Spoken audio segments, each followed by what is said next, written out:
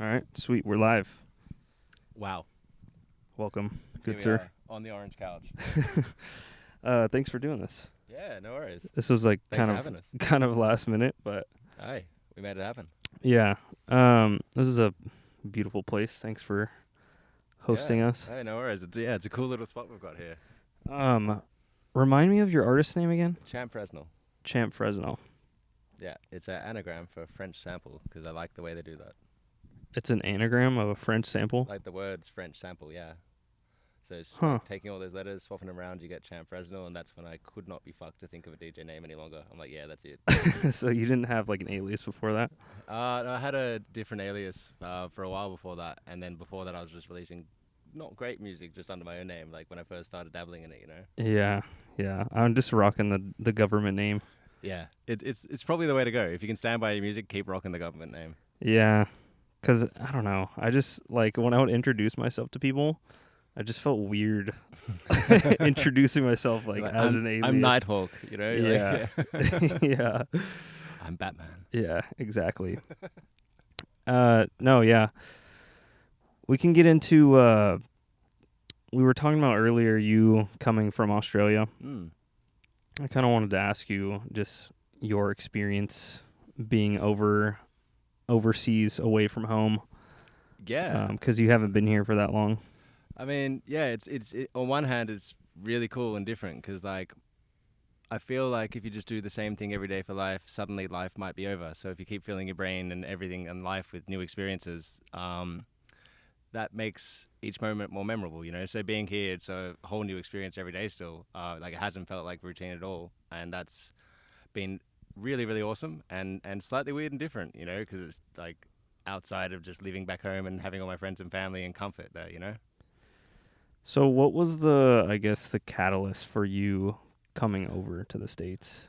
It was always in the back of my head for a while. I used to have a different career completely and just make music after work at night. And at some point, I had a friend that passed away. It was really sad. But it made me realize that we're all pretty mortal. Maybe I'm not going to be uploaded and live forever. And if I want to do something, I should probably do it now.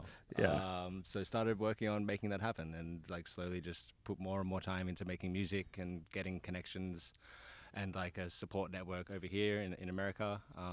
And yeah, it took a while, but we got there, you know?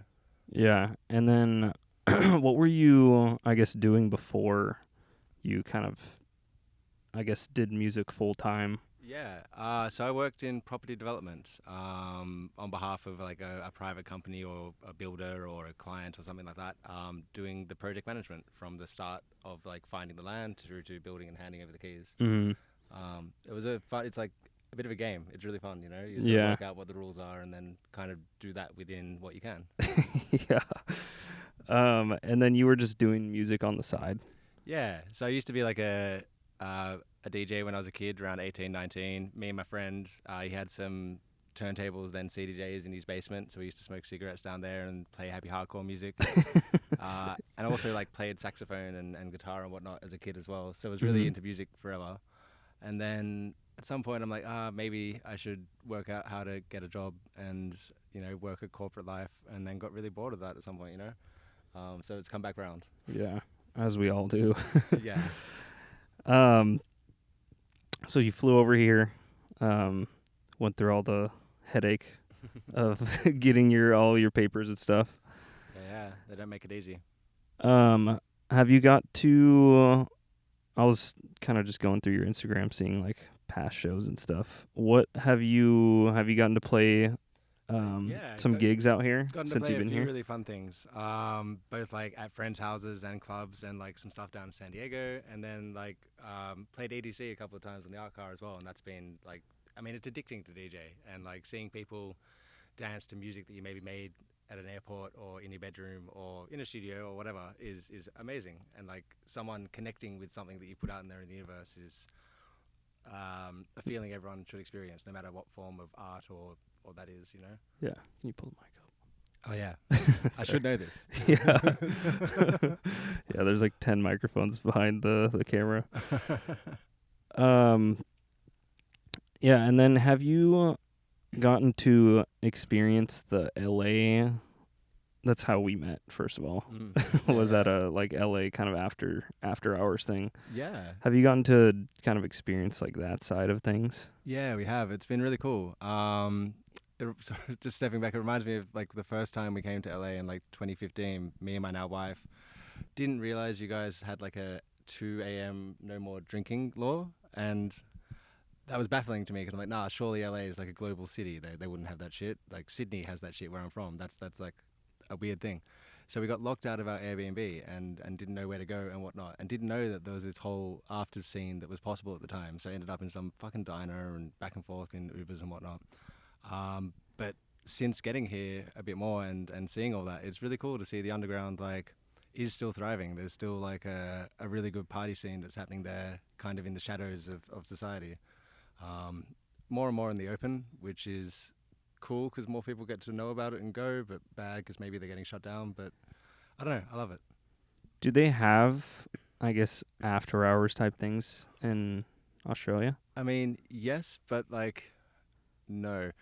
When I was a kid, there it was 24-hour city. You know, there was always things open, everything like that. So there wasn't really an after-hours culture other than like, hey, we've had too many drinks tonight. Maybe we should go back to someone's house and kick it there. You know, they're called kick-ons. They're very fun, but there's always been like an underground warehouse scene anyway. Yeah. So like instead of it being like late night, it's like that's where you're going to go spend your night. There's nowhere to Yeah. go before that. Like you're just spending your night in the warehouse tonight, listening to music and whatnot.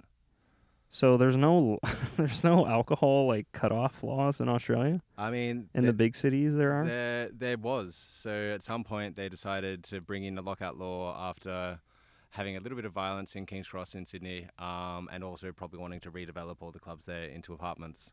And then successfully did redevelop everything into apartments and then repealed the laws.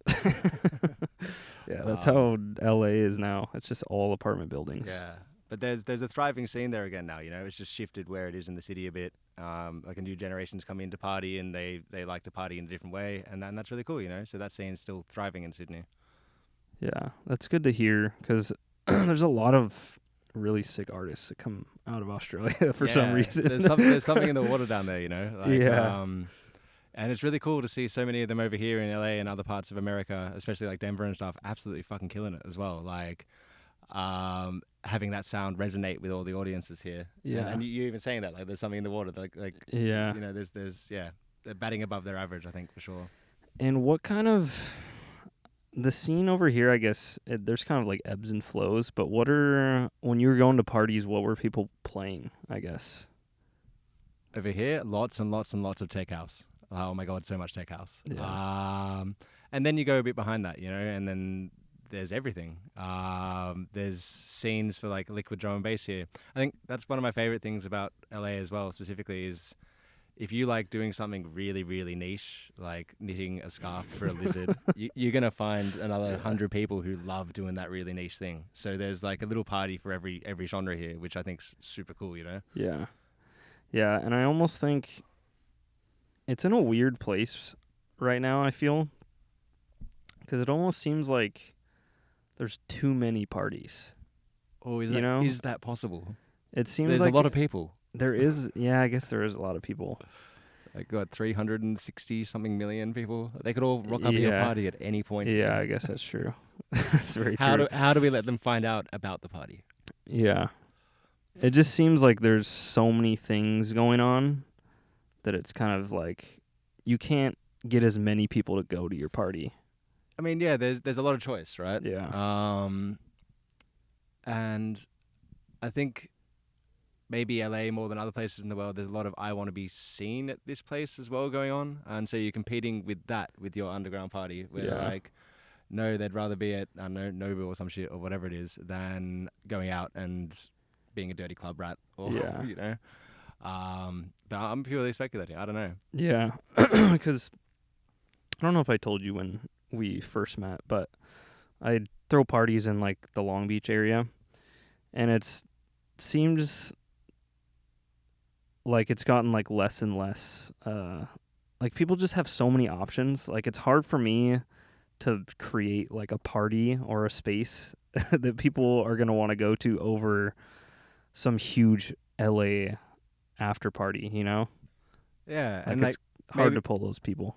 And maybe it's just a time and consistency thing, right? Like you start to build a crowd with those kind of things who like to come to the thing and see each other as long as it's recurring similar events. You're not Mm-hmm. like doing hardstyle one month and then like liquid drum bass the next and French house the next one or something. Yeah. I think that building a consistent audience is like the only way to really cut through these days. Yeah.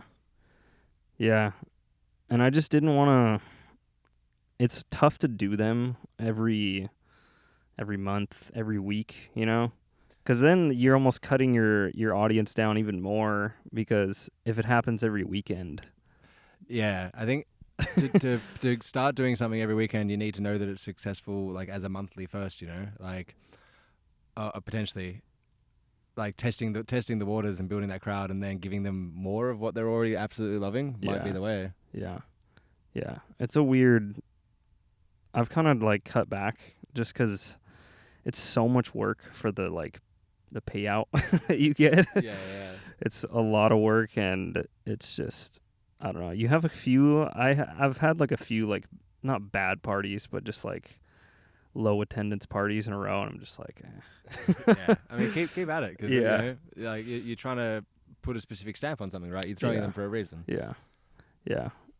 But it's also the venues that are available also are not like really conducive, especially where I'm at. Yeah. It's a little different when LA has just so many warehouses you can kind of like rent out, and anywhere from like a giant warehouse to like 100-person venue. Yeah. It's a little more access. He's got to go hunting. Find those super you underground, like grandma's back porch. You do. know? I actually have a friend that he does like printing, like for commercial stuff, businesses, and they just bought a warehouse in downtown LA, and then he has like a space on the side. I mean, and he's trying to get. He talked to me. He's like, "Hey, I know you know a bunch of like all these like parties and DJs and stuff. Like, can you connect us so we can start throwing events there?" It's actually a really sick space. all right. I think we're gonna have to. Yeah, we're gonna have to have a party. So I was listening to some of your music this morning. Oh, cool. I kind of wanted to just get a feel for, I guess, like your sound and what you've been putting out. Have you always kind of made that kind of style, or has it kind of progressed into that? It's definitely changed into that. I like making everything. So I used to make like drum and bassy stuff, dubstepy stuff, trappy mid-tempo stuff, random poppy stuff. Got a song about like bananas with Samantha, who's amazing. Her voice is so good for it as well. But then I found myself making the kind of stuff I'm making now a bit more when I had one AirPod in, just watching a rerun of Friends on TV, and it's what my brain wants to make when I'm not really thinking about it. And I really enjoyed the output of it, you know, so I kind of decided at some point to lean into that a bit more, which is hence the French sample Champ Fresnel name. And it's just fun music to make and play and dance to, and I really like that, you know. And then recently there's been a bit of a UKG influence as well, just because it has that same fun nature to it. Can be a bit bouncy, but can be a bit darker, can be a bit disco-y, and can be taken in a few different directions as well, which is cool. Yeah. Yeah, I think it's cool that, especially like you were saying, the tech house wave has gotten so huge. It's nice to hear somebody making something else besides tech house. Yeah, I'm telling you, I think like 2027 we're going to see a lot more of the electro style of music, like Nina Geraci or Fuckers, that kind of stuff, where they're releasing what feels like a modern take on like very nostalgic stuff, from like, you know, the Daft Punky wave of electro back in the day. I mean, I'm here for it. I like it. I obviously make that kind of stuff, but I'm starting to see it come through more and more in music in my inbox, you know, sent through, which is cool. Yeah, I think it's gotten so dark. Yeah. You know, like the hard techno thing has gotten huge, and just even like the tech house sound has gotten really like dark and scary, which I like all the dark stuff. Not so like tech housey. It's a little more like underground dark stuff. But I think it's gone a little too dark. It can get that way, yeah. I mean, as well, like there's also the drum and bass scene here, which I haven't mentioned too much, which is thriving. Like that has been the coolest thing to see over the last couple of years, is it becoming more mainstream, becoming more popular, going to these festivals and seeing that stage be a bigger stage every time with a Yeah. bigger audience and whatnot. And I think that's the specific brand of American drum and bass that's popping off here is tickles my brain in the same way as the other fun music, you know. Yeah. So it's bringing like a counter to that darkness, and maybe is even a response to that darkness, you know. Yeah. Yeah, that's one thing I've been wanting to go do, because I feel like I kind of just get stuck going to all these house events. Yeah. There's a lot of them. Yeah, there's too many of them. I want to start going to just like more like drum and bass and just like different genres, just because Yeah. I'm just getting like, I don't know if I'm getting like fatigued with just listening to house all the time, but it's nice to go like switch it up every once in a while. Yeah, I mean, as someone who like listens to a lot of electronic music and makes a lot of electronic music and radio shows and all that kind of stuff, I sometimes am in the car and like looking for silence or like country music, even though I don't really love it, or something else, you know, and to mix it up even as a palate cleanser. So being able to do that like just within the electronic music scene itself is amazing.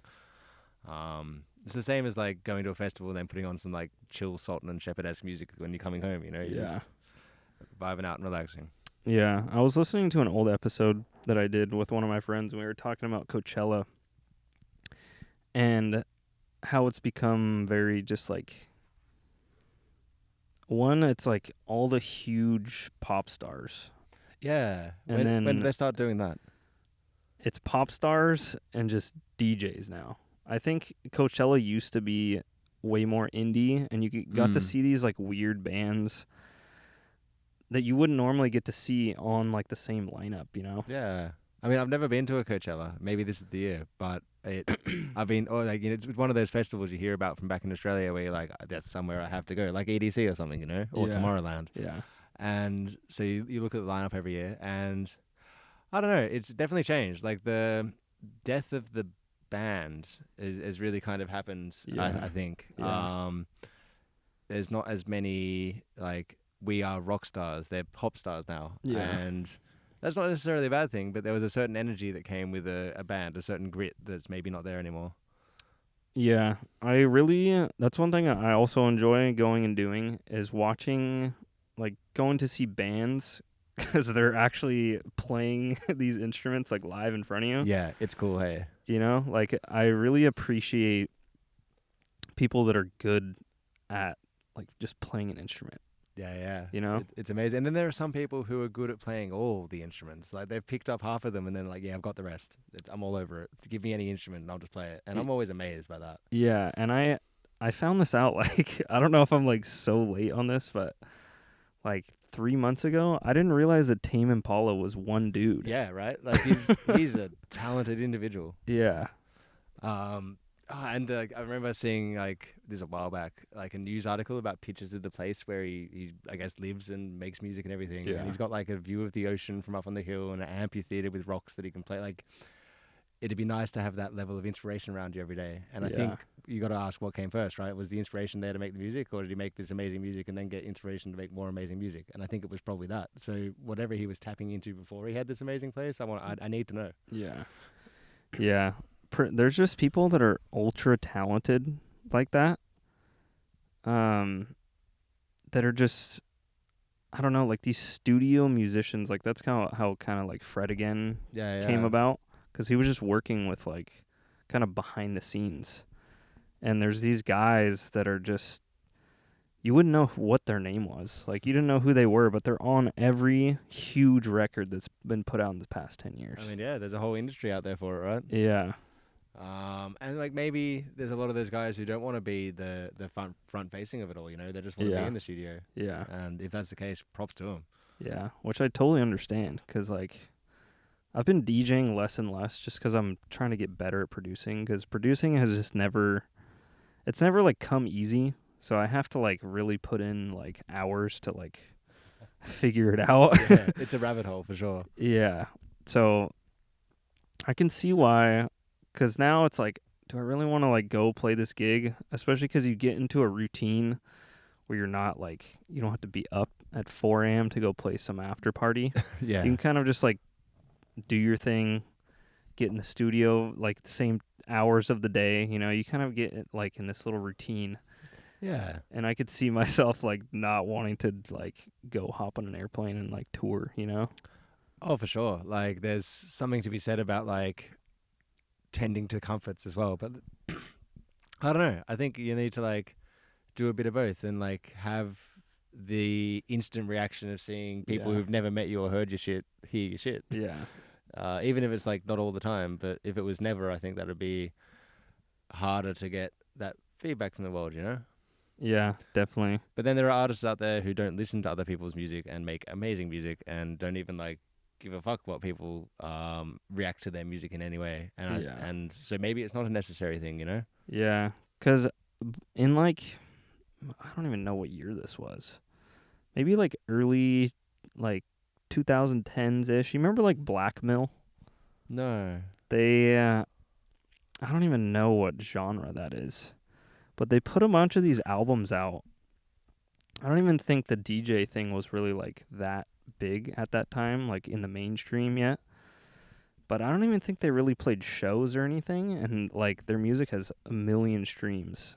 Yeah, it just resonated. Yeah. What is that famous song that they have? Let It Be by Blackmill? No. You for sure heard it before. Yeah. I'll have to show it to you after. But Please. it's just interesting that like they were making all this music, and now if you make music, like the whole goal, I guess, of having music is to go DJ it in front of people. I mean, potentially, or at least perform it, right? Yeah. So I like I like it. What you're saying is really cool to see people playing instruments. I like it when DJs are up there with their synth, with their guitar, or whatever it might be, Yeah. like doing their thing along to it. Someone like Flume back in the day, or Madian, or Porter Robinson, or something like that, is just super inspiring because they're musicians who happen to be doing electronic music. Yeah. Who can also DJ very, very well. But Yeah. it's cool to see that live element, you know? Have you seen Lucid? Oh, like the group? No. So he's friends with Eric and Sonny. Okay. He plays. It's not like, I guess it's kind of like tech housey, like Beltran-y kind of sounding stuff, but he plays like live bass and sings on top of the tracks. That's fucking cool. Oh no, I'll have to go see. Yeah, he puts out I don't know if they're live stream like sets, but there's like he puts them out and he's like playing live in some weird location. Yeah, But yeah. he does that, which is really cool. I'm trying to think of somebody else that, what's her name? LPGOB? Oh yeah. We Yeah. have a radio show on our station too. Yeah. Yeah, she plays piano like live, which is really sick. Yeah, that's awesome. Yeah. I think it's cool to see. They do a lot of that at those, not like indie festivals, but kind of like the smaller festivals. Yeah. They'll have more of like a setup like that for the artists that they book. Yeah. I mean, that's really cool. Yeah. I've been wanting to go to more stuff that's like not electronic music here, you know, like the bands and stuff like that. So Yeah. I need to find these indie festivals and get out there and just have a bit of a hoedown or something. Yeah, I'm so out of that world of just like I don't really know like bands I or wouldn't anything. even know where to start these. Yeah, I don't even know where to start. Be out there asking ChatGPT. Yeah. Yeah, there's this have you ever heard of Glass Beams? No. Glass Beams, they kind of like popped off on Instagram. I think Diplo or something reposted them.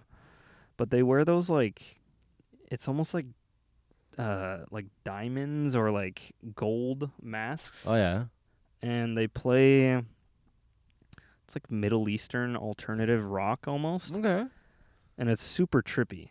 Yeah, it's But very different. I saw them, this was like maybe a year ago at the Wiltern in LA. It was really sick. Hell yeah. And they play instruments, but they also have like like a synth in front of them too, which is really cool. Yeah, nice.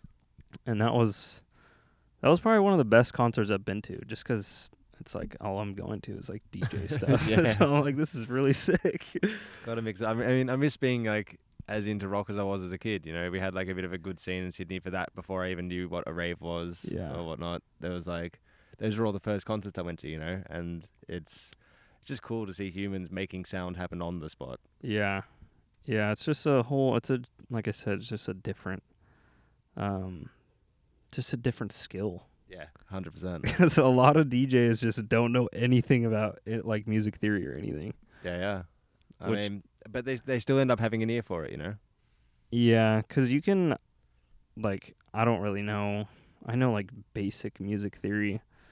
But, yeah, you can use your ears, and there's so many things you can use now as an aid. Yeah. Because Ableton, you just put, like, whatever key you want it to be in, and then you just can hit the notes. Yeah. Like, you can set it up on the MIDI where, like, every note that you hit is going to be in key. You can even make each note do a whole chord of that scale and stuff, you know? And, like, then play over that with the other hand and whatever. So you can, like, really make it simple. So someone who isn't using any of that assisted thing, I'm like, wow, that's coming from your brain directly to your fingers and then out the speaker. Yeah. What? Yeah.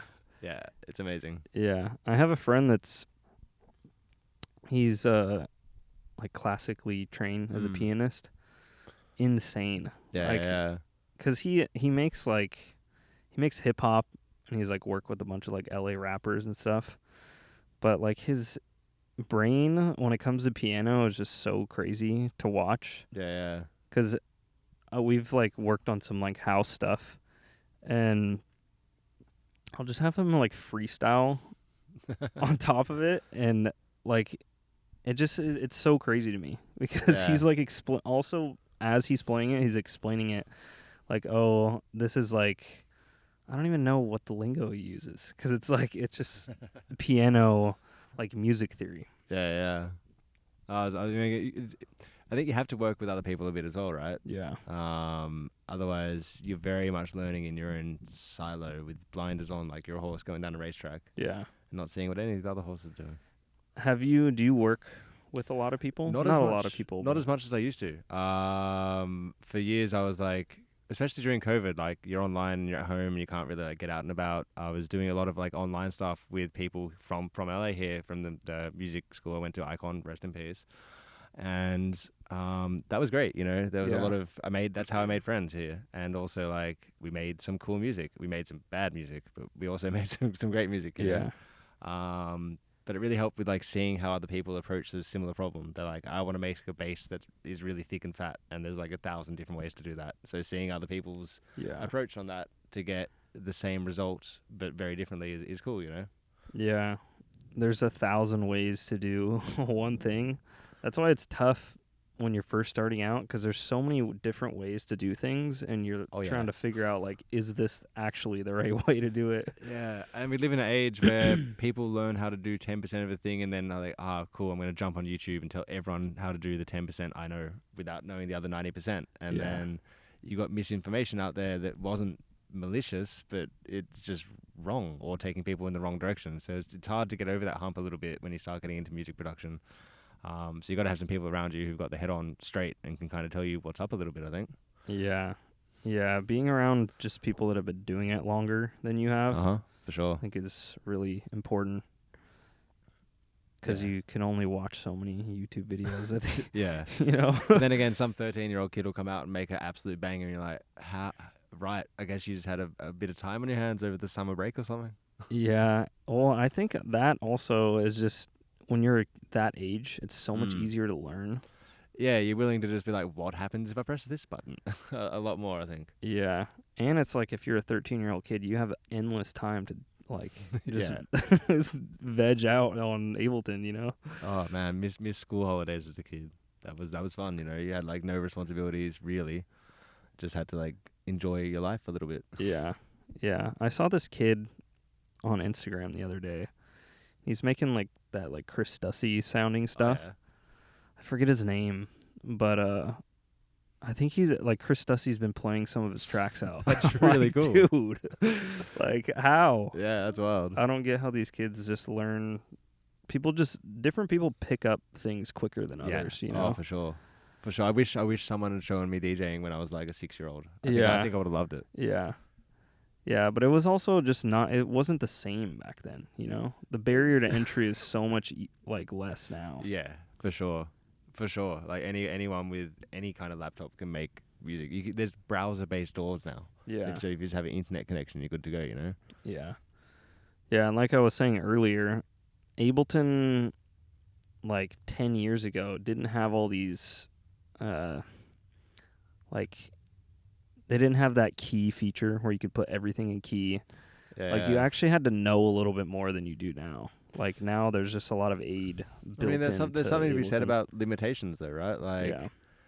when there are all these options, you're like staring at the blank page, you're like, which one am I going to start on the page first, maybe? But when you're like, oh, cool, I can sample something, or I can use one of these 4 instruments. That's all I've got. I didn't even buy Serum or something. Then you're like, you just have to work with what you have, you know? So you get to learn, I think, things a bit better when there are less options because there's less, you don't have to learn 200 things well. You have to learn like 5 things well or something. Yeah. You said, what instruments did you say you played when you were younger? I played saxophone for a while. So I was in the school band Sick. and stuff like that. And then learned how to play keyboard. I'm still terrible at it. And play guitar. And I'm mediocre to terrible at that one now as well because it's been a while. But it was fun to be able to like play these instruments with other people, you know, and like jam out to songs. Me and my friend used to busk up at the train station steps, and I guess people paid us because they were sorry for us because we were terrible. Yeah. Just like pity donations. Yeah, would you stop? We'll give you double. Yeah. Has any of that have you used any of that in your like production? A little bit. I have a MIDI guitar, which it's back in Australia, so I'll need to get it at some point. That is really fun for like vibing in or playing in a part, you know? Yeah.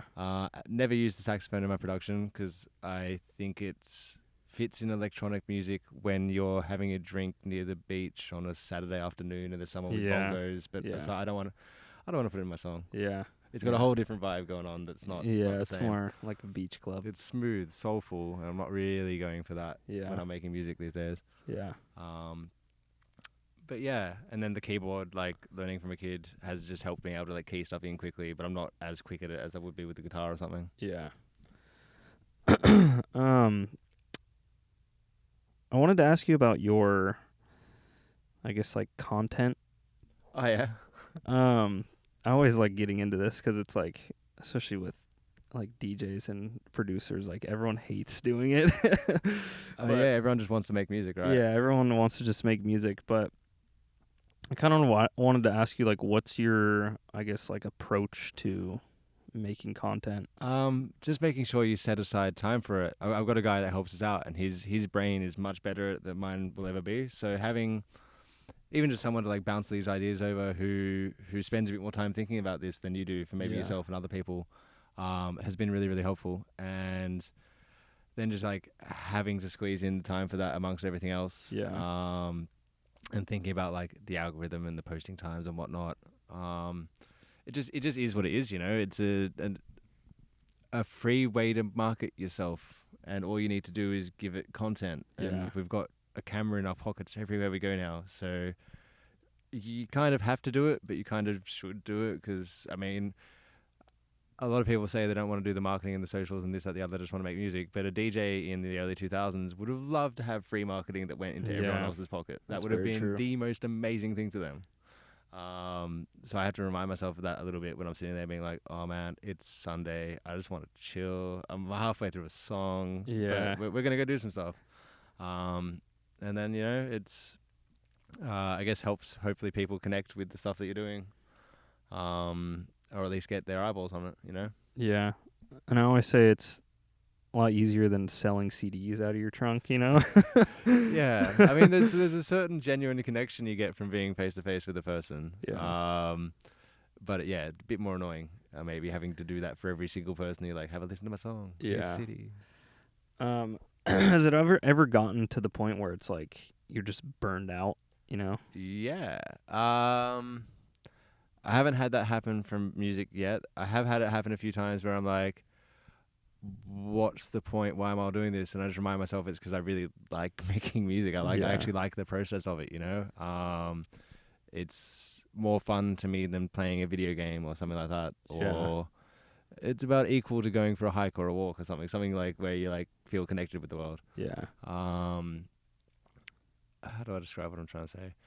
When I first saw a DJ, I'm like, holy shit, they're doing the drums and the sound and this, and I thought that was possible, you know? So when we're talking about like live electronic stuff before, it amazed me 5 years later to see that people did have the talent to do that.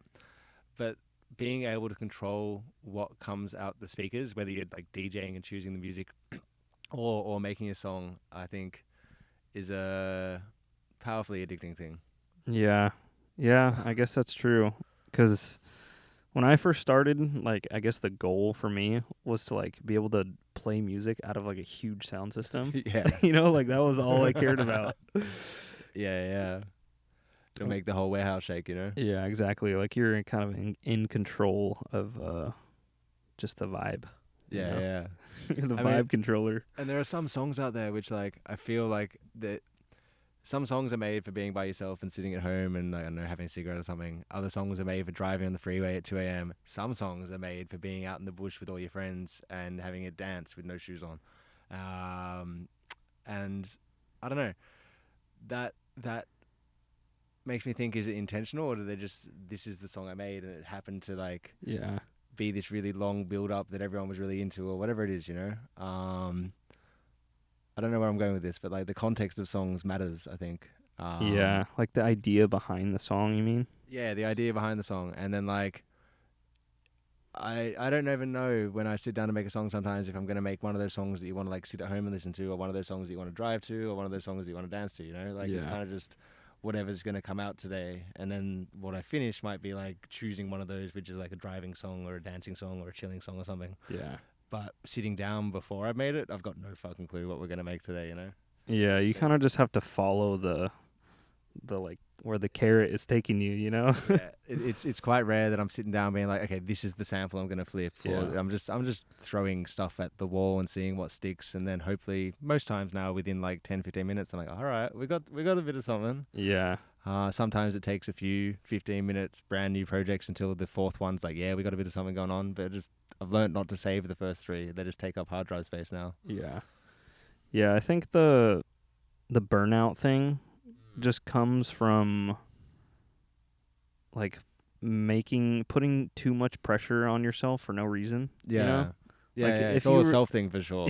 Yeah, like, if you're just making music because you want to make music and, like, put it out, you know? Like, there's no pressure whether or not it, like, does well. Yeah, absolutely. I mean, I want to make music that I like to hear. I want to have music on my USB that I like to play, and have enough that I know that I can have this kind of song for that kind of vibe when I'm DJing or whatever it might be. But yeah, there was a time where I had way too much music on my USB and had to go through and be like, I'm only saving this song on there in case I'm doing a wedding or something like that, and DJing at that. I'm like, A, I haven't done that in a bit, and B, I don't care. I don't like the song, so delete it. Yeah, I just did that not too long ago. I just deleted everything off my USB. I'm like, I'm going to have a clean slate. Because I was playing a bunch of, like, bar gigs for a while. And it was just a bunch of, like, tech house remixes and just, like, it was just a bunch of, like, bullshit. Yeah. You're like, well, how did my USB fill up with fucking cheese? Yeah, and, like, so it was just stuff that I didn't want to play anymore. Yeah, you got to So nuke it. I'm slowly just, like, building up my library again. But now I'm actually playing a wedding coming up, so I just sabotage my whole library again. Oh no, just set it up on, like, a different computer or something. Yeah. Or delete them all after. Yeah, I just have a folder for that, though. I guess, what is your goal at the end of the day with, like, all this? I don't know. Not that you have to, like, have, like, an end goal. No, me and my missus sat down, and a friend as well, a few years back, and kind of did, like, what's our 5, 10 year, 15 year goals. And one of the major ones was to be able to play parties in cool places and show my friends cool things. And that's happening, you know? Yeah. Beyond that, I didn't really think about it. Yeah. I would have said maybe a private island, but they're a bit out of vogue at the moment, given the politics going on. Kind of gone out of style. Yeah, a little bit out of style, that one. I don't know. I'd like to go to space. I think that'd be really cool. I think that's something that's technically possible for a human. And maybe it'll become more commercial and I can buy a space ticket. Yeah. I don't know. Yeah, that would be cool. So it's kind of cool. Maybe own a robot. I don't have many musical goals other than to just keep making music because I'm addicted to making music. Yeah. You know? And then hopefully release the music, because I get to a point where I'm like, oh, it's nearly done. Maybe if I spend a bit more time, it'll be done. They're never done. Yeah. You just got to release the song. Yeah. So just release more music that I'm happy with, which is happening much more quicker now. We've got a lot of releases coming up for the next few months. and buy a robot. I think you have to have like kind of like little goals, but I think you kind of just have to like see where it kind of like Yeah. leads you, you know? Yeah. I've found that every time I've released a song or played a gig, something's come of it. Whether it's like a new friend or like someone else to make music with, or another Yeah. gig opportunity, or a remix opportunity, or something like that. So going through periods where you're not doing any of that, you can feel like, oh, not much is happening, not much is moving. But then when you start doing stuff again, stuff starts happening again. Yeah. Yeah, you Um, never know who you're going to meet. They might give you this opportunity, you yeah, know? yeah, You can't 100%. really it would be impossible to like plan it out, you know? Yeah, It's impossible. I would never have guessed that I'd be over in California like 7 years ago. There was an inkling that I might be like living somewhere else in the world, but not that I'd be here doing exactly what I'm doing. You know, Yeah. I couldn't have planned that at all until it became an intention. Yeah. And then it's something like, oh, cool, I'm gonna tell the people in my life that this is something we're doing, and maybe they'll help me make that happen. You know. Yeah. And it works. Is there anything you don't like about living here? The food, traffic. the traffic's fucking terrible, but luckily I live close to work at the moment. The food is really tasty and good and makes me fat, and I don't like that. So it's really easy to like have a very high calorie meal here, Yeah. where I think that's not as easy back home. No, it's all been pretty good. I don't like a lot of the things about the way people interact with information in this country, but I think that's becoming a thing globally and not like a super American centric thing. Yeah. I don't like that we might be entering a era of techno-feudalism where we've got a very tiny few controlling information for everyone, and you can't tell if it's true or not, and I don't really like that. Yeah. I think we should do something about it, but I don't really know what. I Yeah. find that a bit annoying. Yeah, that's an American thing. Yeah. But, you know, it is what it is. And so I try not to get distracted by any of that and just sit and make my music, you know? Yeah. Yeah, I'm just always curious, like, just people that didn't grow up here, like, what their experience is. Because we're just everyone that lives here is so numb to just everything that goes on. Yeah. My lived experience here is completely different to what I read on the internet. Yeah. You know what I mean? If you take everything you read on the internet to heart, you think crazy shit's going on here, and it kind of is. But on a day-to-day basis, I see none of that. Yes, Everyone I've met here has been like amazing humans. All the parties I've been to have been really fun with great people and great vibes. I haven't seen much of the other side of the coin, I guess, and maybe that's from a place of privilege, you know, just being around good communities of people or whatever. Yeah. But I really like living here. Yeah. Yeah, it's everyone complains, I feel like, too much about just LA and like the traffic and like it's all horrible. But it's like once it hits like summertime in California, this is like the best place to live. Yeah, it's so nice. Yeah. It reminds me of Australia weather for sure. And like quite laid back. Everywhere I go, people are pretty friendly, you know? It's amazing. Yeah, just being able to go, like the other day I was just like hungover. I was like, let's go like eat somewhere by the beach. Hell yeah. Like, can you just go have a beer, have some chips and salsa, and like that was like such a perfect like day. Yeah. Because like, where else do you get to do that?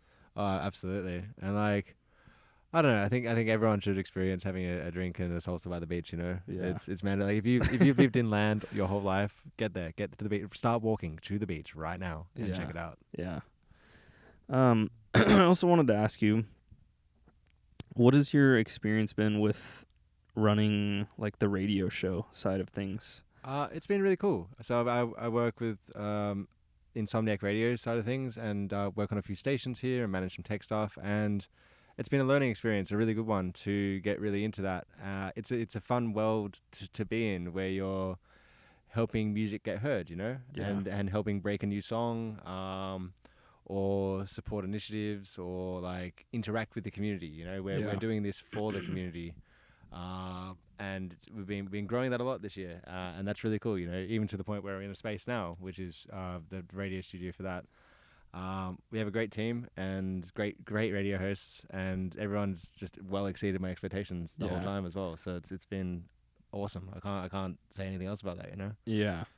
So you just basically curate what's being played, or do you have like kind of guest mixes and we stuff have like we have that? lots of guest mixes, we have lots of artist shows, we have lots of hosted shows, we have our hosts choosing music to put on the radio that they like come across in their daily life, as well as like us sitting down and like debating what direction our channels should go, and like like what kind of music we want to support and push, and like how often we should play that song and all that kind of stuff. It's cool. Yeah. And how is the music? How I guess are you like finding the music, and like do people kind of send it to like a specific? We have an email which we get lots of music sent to, and then individually we also send lots of music, and we also reach out to people and get lots of music that way as well. Yeah. People are pretty receptive to like, hey, we want your song to be on the radio. Can you send us the song? Yeah, we that's don't true. get too many no's being like, oh, I don't know about that, man. Occasionally we get don't do it until this date or something like that. Yeah. Or no response. Yeah. That's about it. Yeah. Have you gotten to, I guess, like break any like big songs? I mean, yeah, there's a few that we've premiered. There's a side piece one which we got out there before it came out last year. Mm-hmm. Some Afrojack stuff recently. I mean, there's a lot. There's just the ones that come to the top of my head, you know? Yeah, I'm sure there's plenty. I think we're generally constantly doing it without making as much fanfare as we should, really, breaking these songs, you know? Yeah. But yeah, it's been really cool. A lot of the time we have this music before it's come out as well. So by the time it comes out, I'm like, oh, I'm a bit sick of that song. And it's just come out that week or something, but I've heard it for like a month or two already. Yeah. Which can happen, or this song is still absolutely rinsing. I'm so glad it's already out, you know. Yeah, there's a lot of everything is just unreleased now. Like everything that people play, it's all unreleased. Like what's that, Dean Turley? The Acting Tough one. Acting Tough. It's like that was already just like killed before it even like came out. Yeah. But yeah, that happens to just a lot of music now. I mean, there's so much music these days. Like the shelf life of a song is much less. It takes, I think there are less anthems or more anthems within subgenres rather than one song which kind of takes over everything like it did in maybe 2010, 2011, 2012, around then. Yeah. Like, I mean, John Summit's one of the only ones who really has an absolute anthem these days that I think everyone remixes across all genres and whatnot, you know? Yeah. But then there's like really, really good music coming out every day, and within its specific community, it gets received really, really well. Yeah. But then there's so much good new music coming out, and especially with AI, which will make better the music than us soon. It's pretty crazy. We'll get to a point where maybe you can say, this is the song I want to hear to the computer, and it will just give you the song. You're like, hey, I want to hear a bit of like Skrillex collab with Mozart. Let's go. And it will start doing that maybe better than a human can. And then what's the shelf life of the song? The time you hear it.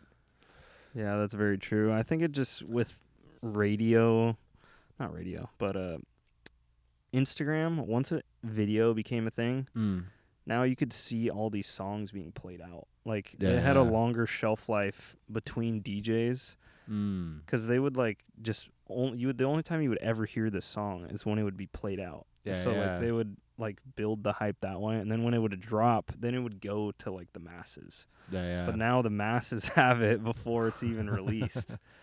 You know? I mean, it's happening more and more, right? Yeah. Have you used any, I guess, like AI tools? Oh yeah, they're really cool. So, not to just be like spitting out a song from a prompt, but for sampling. I do a lot of sampling from disco songs anyway. So if I'm like looking for some strings to chop up and sample, I might be using the AI for that, or some vocal chops or something. Yeah. Quite often I'll take my own thing through it and be like, hey, I want to have a feel here, and just kind of then use that to chop up a sample to pull back into my own song, because it's made more sounds that sound like my sound. But yeah, I think it's a reflection of humanity, and they've trained it illegally or whatever they've done to get there. It exists now, and I mean, I think it's just fun to dig around with, you know? Yeah. It's like having a different way to paint, and asking it to do the whole image at once is a bit much, but like it's possible. But using it to give you like a new blend of those two colors or something, it's kind of cool. Yeah, it is. I haven't really messed with that much of it. Maybe like some stem separators, like an Ableton. I'm assuming you're on 12. Yes. Yeah. I've been using the stem separation for a while because I love making a good mashup or remix or like that kind of thing. It works really well. Yeah. Yeah. I mean, 10 years ago, I would have. I mean, I still am mind blown and so impressed by it. But like, I didn't think we'd be getting there this quickly for being able to do stuff with audio, like Yeah. strip out everything but a vocal and have it be pretty clear. Yeah. Yeah. And I was like, when the whole AI thing was going on, I'm just like, I don't know how much more time we have left until, like you were saying, you could just like give it a prompt and then it's just gonna give you like Yeah. I think we're like behind closed doors, probably there now, or like getting very close to that now, and they're trying Yeah. to sit there and work out the implications of it maybe before they drop it. But maybe next week someone will just drop something that's suddenly better than anything we can do, you know? Yeah. I mean, they were putting out those Drake songs that weren't even real. Yeah. And those were good, you know? Yeah. I mean, and if it comes down to like the Westworld thing, if you've seen the TV show, if you Yeah. can't tell, does it even matter? Like, and it does because millions of humans are out of jobs and whatnot. But like, to the consumer, does it matter to them? I think don't we'll think get. so. I think we'll get to a point where like they just love the song, you know? Yeah. Because most people are just like everyday listeners, you know? Yeah. The only people that care are us. Casuals, no. Because if you had like a Splice sample, no one in the crowd knows that that's a Splice sample Yeah. unless they're a producer. Yeah. Which is probably a good majority of the crowd now. I mean, it's like you're sitting there in the corner, like they don't even know there's a Spice sample. Who Yeah. the fuck cares? Yeah. I mean, it does bother me a little bit. I mean, The vocals especially do. the only time the Spice samples bother me is when I've used one that I then hear in someone else's. Yeah. I'm like, oh, damn, that they did pretty good with that. Yeah. You're like, damn, that sounds better than mine. But yeah, big DJs still use them. I Yeah. still hear them all the time. That Sammy Vergi track, If You Need It, is a Spice sample, and it's amazing. Yeah. And I hear it in other songs, and suddenly I can do like a DJing with the two of them together, and it makes Yeah. like a whole little montage of it. Yeah. There's I think it's Max Dean. Max Dean or Josh Baker. They had some huge song that was like the vocal was just a Splice sample. Hey, if it works, it works, you know? Yeah. If they've done it better than anyone else, Yeah, that's true. they then own that sample, it's theirs. Yeah. That's one thing. It's with Suno, I feel like it's kind of fucked up just like for vocals because like you're not using vocalists and like it's kind of like taking away their work. But For me, for vocals for Suno, it does a better scratch vocal than I can do, like singing in falsetto or something. Yeah. So I use it for that, and then it ends up being like just a placeholder for the most part. And I'm like, yeah. if you sing and you sing music like the music I make, you should hit me up. Because I really would like people to sing instead of these placeholder Suno vocals. Thank you. Yeah. Because with Suno, I feel like there's going to be more. The reason people use Splice is because, one, they can't sing, and they probably don't have access to somebody that can sing. Yeah. I think with Suno, you're going to hear a lot more original stuff, you know?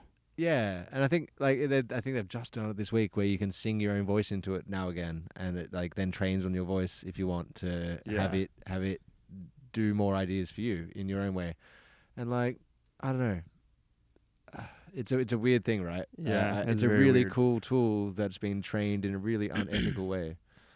So I feel weird about using it still, but I do want to play with the cool tool, you know? Yeah. Because if you don't use it, everyone else is gonna use it. Yeah, the cat's out of the bag on that kind of stuff now. Yeah. So just to have it there as like a production partner or something to bounce an idea off, or like I was saying before, use to like chop as little micro samples because you know they just need to be a sound with a tone. Yeah. I mean, a lot of sound design for me at least is like taking something and turning it into something completely different anyway. So using as a disco song or a Spice sample or a Suno sample as the bass sound is almost much of a muchness. I'm just looking for like a tonality to kind of pull out of it sometimes, you know? Yeah. But yeah, I don't know. It's here to stay, so you might as well like see what's up with it. Yeah. What plugins are you using as for like synths and just like what's your go-to ones that you're using? Nearly always Serum 2 now. It was nearly always Serum. Contact for certain things occasionally. I have a lot of synths on my computer, but I don't really use many of them anymore. Some of the Ableton stock stuff is pretty fun still, like the wavetable they've got in there. Operator's still pretty fun, but 90% of the time it's Serum. Yeah. Yeah, it's just so versatile, and I know it's what I'm quick at, you know. So if I'm like, oh, I want this sound in my head to come out the speaker, that's the quickest route to get there, is using the thing that I'm comfortable with. Yeah. They all kind of do the same thing now. Yeah. Yeah, they really do. It's just like the UI Yeah, is like different. yeah. And now that Serum's got like granular stuff in it as well, like I haven't messed with it too much, but if it can do that, like the more I can just do in the one plugin, the better, right? Yeah. Unless I'm looking for some specific flavor, it doesn't do. I use Fab Filter stuff a lot, but not for synths, just like because it's good and surgical. Yeah, I mean some emulations of some analog stuff just for the warmth of it. Yeah. So you're pretty well versed in like sound design. I feel like I go through phases where I completely forget how to do it, and then I'll come back and like spend a few weeks just making beeps and boops again, and then I'll chop them up into new beeps and boops.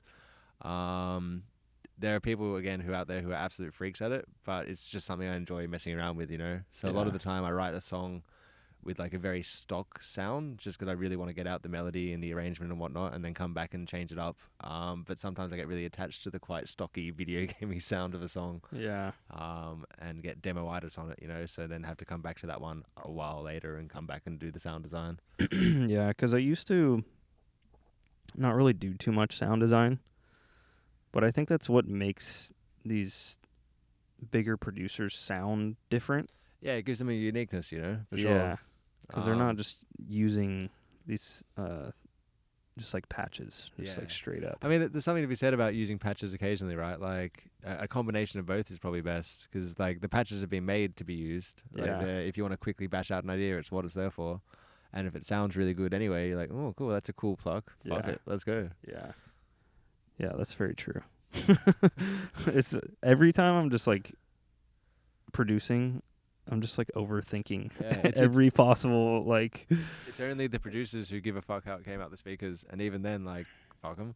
Yeah. It doesn't matter how you got that sound to come out the speaker. If you're vibing and other people are vibing, that's it. That's.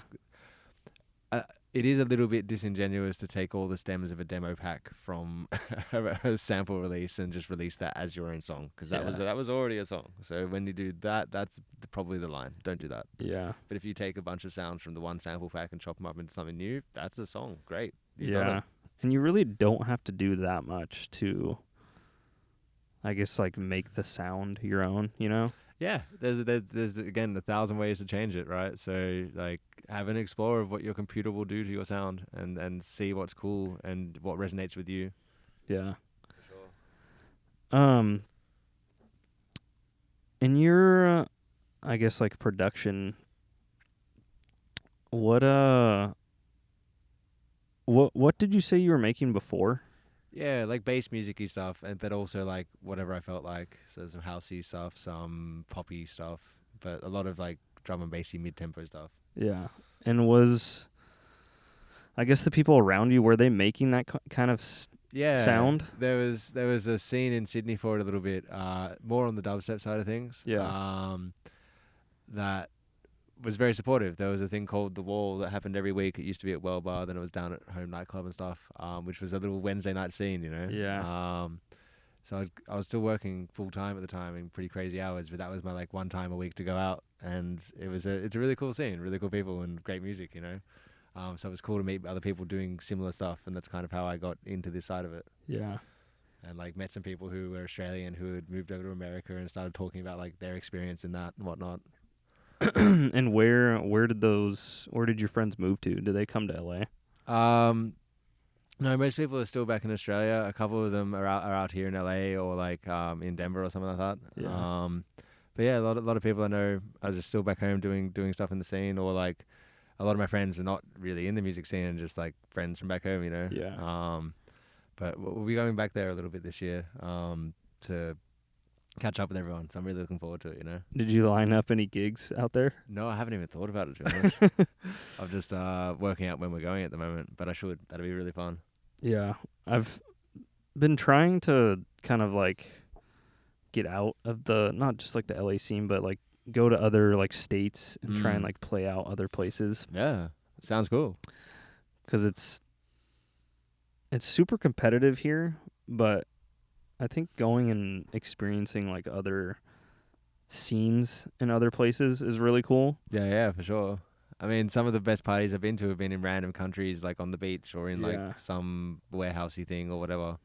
And you just kind of stumble across that stuff, right? So like, there's Yeah. really cool stuff to be out there to be played. Yeah. Have you gone to anywhere, I guess, like any other states besides California since you've been over here? We've been to Denver. I've been to Nevada. We were just in Miami for Miami Music Week, but we're working at Factory Town, which is really fun. What else? Not since I've moved here. I came as a kid in the band, and we did like a whole band tour of North America and stuff. Sick. To like a bunch of middle of nowhere places that I don't remember the name of. So who knows? I was young. But no, there's been some cool parties there, but also like there's like parties in beaches in Thailand and stuff like that where you like it goes all night and all the next day and stuff where the sun rises, and there's a bit of that lacking here. You know, I wish you could have. The same in Australia. Like we're pretty strict on like where you can party and how long for and all that kind of stuff. So I kind of wish there was a bit of that here as well, you know. But it's got its own thing going on. Yeah, I know. I think it's West Hollywood. Mm-hmm. They changed the law so they can go till like 4 a.m. Oh, yeah, that's cool. Nice. Yeah. So like, I don't know if Exchange is over there. I know Academy is able to go later. Oh, nice one. Because I saw Clooney. The last time I was there, I saw Clooney and Sosa. And they played, I think the set ended at like 3:30. Yeah. But nice. I think that might be one of, the Sound. Have you been to Sound? I love Sound. It's really cool. Can they go later? Or they close at 2? I think it was Last Drinks at 2 last time I was there. I don't know. Yeah, maybe. I think Academy might be the only like bigger club that goes like late like that. Yeah. Miami Music Week. Can you talk a little bit about that? Yeah. I've never been. I want to go, but it was cool. We were all posted at Factory Town for the whole time, doing like interview sets and like live sets and broadcast stuff. But it is such a cool venue. Yeah. I'd say my new favorite venue in America. Second maybe to Red Rocks. That kind of feels like a little bit apocalyptic, but then someone's come and like cleaned it up and stuff and thrown a party there. Yeah. So that was really cool. You know, they had a really good lineup all week. I saw Justice there. I was mostly working, but I got to see that set. That was really cool. They're always amazing. The lights were very bright. But yeah, I loved it. You know. Yeah. Did you get a chance to like venture out to like? Not too much this time. No, it was all work stuff. It was all work this time. Yeah. Yeah. Yeah, because I just see all these videos online. I'm like, everyone is at Space in Miami, and like all these little like side parties. It just looks like chaos. Yeah, absolutely. So, we'll head back next year and check it all out. Yeah. Have you been to what's the one in Europe? They just had it. Yeah, probably not. I haven't done too much partying in Europe. You mean Tomorrowland, maybe? No, it's like Miami Music Week, but it's in ADE, Europe. the Amsterdam one. Yeah. No, but I really want to. That sounds quite fun. Yeah. One day soon. What time are we at? Hour and 5 minutes. Yeah, we can wrap this one up. Oh, this has been fun. Yeah. I always try and keep them at an hour just because people's brains. Yeah. That's all they can take. But yeah, plug yourself. Where can people find all your music? I mean, yeah, at Champ Fresnel on all socials, platforms, everything. I've managed to be really consistent with it. So if you're on Spotify, if you're on SoundCloud, if you're on Instagram, check it out. If you're on TikTok, you're fucked. I'm sorry, I don't use it. But maybe I should. Maybe you're in for a treat. We'll find out. A lot of new music coming out. Listen to Weekend Shenanigans every Friday night, 10 p.m. on Insomniac Radio Analog. Get the app. It's great. And you can listen to that on like Apple Podcasts or on demand in the app or on SoundCloud as well. It's like every week I put together an hour of music that I am absolutely loving right now. Send me songs for it. And yeah, love to hear from you. Sweet. This has been Thanks, great. dude. Thank you. See you guys in the next one. Peace. Late.